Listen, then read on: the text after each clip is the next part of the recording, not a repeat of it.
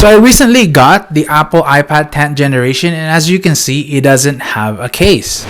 So my initial thought is to buy the Apple keyboard case. So I went to the Apple website only to find out it is too expensive for me, and I felt really disappointed and hopeless. But as a normal person, I had another idea. I went to Amazon to see if there are cheaper options, and the ESR keyboard case caught my attention. So I ordered it right away, and next thing you know, it's already arrived because Prime, baby!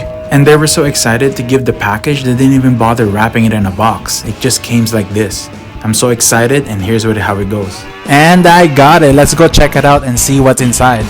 So the packaging for the ESR keyboard case really exceeded my expectations. It is nicely packed. The box doesn't feel cheap, and it has sort of a matte finish. However, I found that there's too much tape in here. I really had a hard time unboxing this. What's inside is simple: your welcome cover, the manual, the case itself that is wrapped nicely and protected with foam, and your USB-C cable. This does not come with its own charging block, so you have to keep that in mind. And some of the features of this product is that it has a nice smooth matte finish. It is very sturdy yet lightweight at the same time. It has the ESR logo in the Apple Pencil holder. It is a magnetic mount, so you can easily mount and remove your iPad to the case. This can tilt up to 130 degrees. The keyboard is backlit, and typing with this keyboard feels like a laptop in my opinion. At least it's very similar.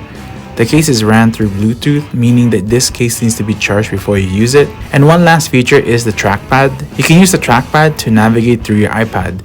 The trackpad also has multiple functions. If you use your one finger, it lets you point and click, 2 fingers lets you swipe, and 3 fingers lets you access to the multitasking apps. And here are my overall thoughts about the ESR magnetic keyboard case. There are 3 things that I liked, and there are 3 things that I didn't like about this case. The first 3 things that I like is, the first one is the price. The price of this keyboard case is basically like a third of what it would cost if you buy the smart Apple keyboard case. For an accessory, I don't think you need to be paying that much. $100 maybe is reasonable, but definitely you want to aim for something that is less than $100. This magnetic case is just shy above $100, but with what you're gonna get, I believe that is worth it. The second reason is the quality. The quality of this is very nice. It feels very professional, doesn't feel plasticky at all, and it really feels like as if you have a Apple product with you. It's really nice and touch on the keyboard and the case itself, and overall it doesn't feel like it's gonna break that easily. So I really like the quality of this keyboard case.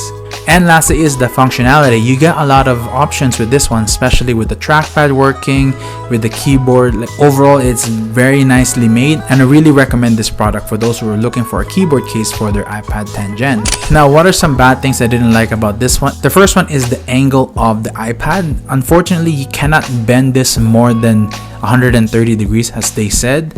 This is the maximum it'll go, which is kind of disappointing because some desks are not quite on your eye level, and you might need to tilt your iPad a little bit more. Now, that being said, it is a magnetic case, and it runs on Bluetooth, that you can just remove your iPad from the case and angle it the way that you want it. But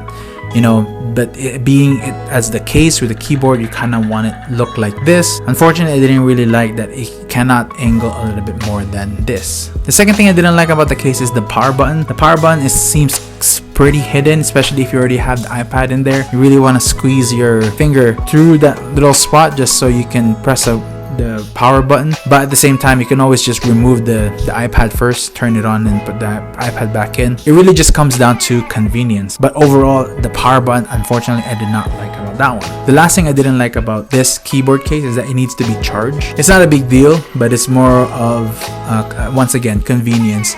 If you're going to travel, you have to make sure that this is charged before you leave, or else you might be left not being able to use the keyboard because you didn't charge it. But overall, it's not a big deal. It's just something that hopefully we don't have to worry about in the future. And thank you for watching this video. If you want to continue to support this channel, please check out the links below. So if you enjoyed this video, consider checking out my channel so you would never have to miss out on more videos.